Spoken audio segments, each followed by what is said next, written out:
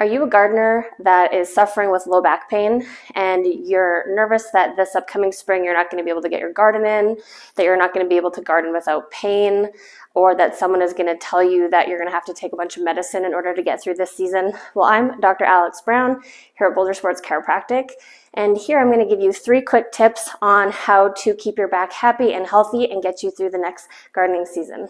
Tip number 1 is that when we do have to bend forward, we always want to do what we call a hip hinge. So from the side, a standing hip hinge, there's going to be a soft bend in the knee, and I'm going to think about pushing my hips or my butt backwards, keeping a nice straight line between my head, spine, and all the way down to my belt line or my tailbone. So here, this is going to help load my glutes and protect my low back from that pain as I'm reaching my wheelbarrow or into pots. Now, if I'm down on the ground, what I'm going to do is, if it's okay on the knee, we can get into kind of a half kneeling hip hinge. Really good for when you're actually down on the lawn or the ground and having to bend over just a little bit. So same idea, bending from the hips, glutes go back, straight spine here, and now I can reach in front of me.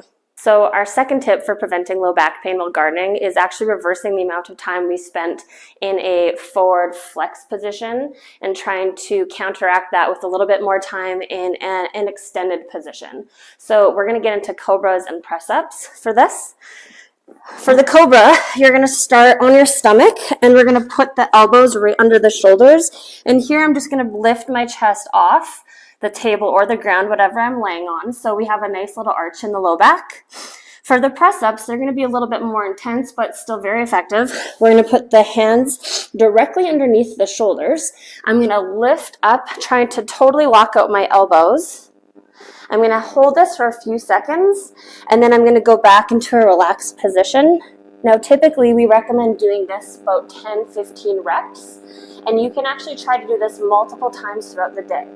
An aggressive prescription would be, 15 reps every hour, but we could also suggest at least 2 to 3 sets throughout the day. Our last tip to help prevent low back pain is to strengthen our deepest core muscle called the TVA. So we're going to do that with the dead bug sequence. I'm going to show you, we're going to start by laying on our back and getting into a position where we have a 90-degree bend at our knees, 90-degree bend at our hips. Sometimes I like to do a little knee tuck, and that just helps to flatten out my low back. I do want to keep my low back on the ground throughout this exercise. This is going to help prevent with any type of rib flaring. We do not want that. We want to keep those ribs tucked in. So here we're going to start with a little bit of a heel march. I'm not going to go all the way down. If this is too easy, I can do a heel touch, and I can alternate that nice and controlled. And again, the next level of difficulty is engaging those arms. So both arms and leg move at the same time, keeping a nice strong core, low back compressed against the ground. And I should be able to do this with talking. This is not an exercise where I hold my breath while I do this. Great. If you're still experiencing pain after these 3 take-home tips, come on in, book an appointment with us at Boulder Sports Chiropractic, where we can take you through a personalized evaluation and treatment plan catered towards your goals for this upcoming year.